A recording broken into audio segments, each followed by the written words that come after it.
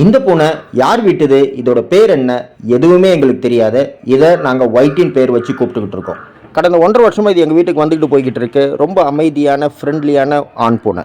இந்த ஒயிட்டி பூனையை நம்ம தொடலாம், தடவி கொடுக்கலாம், தூக்கலாம். ஜப்பானில் இருக்கிற மெனிக்கி நெக்கோ அப்படின்ற பொம்மை மாதிரி ரொம்ப அமைதியாகவே உட்காந்துக்கிட்டு இருக்கும். இந்த ஒயிட்டி எங்களுடைய மற்ற சின்ன சின்ன பூனைங்களை எந்த டிஸ்டர்பன்ஸும் பண்ணுறாது.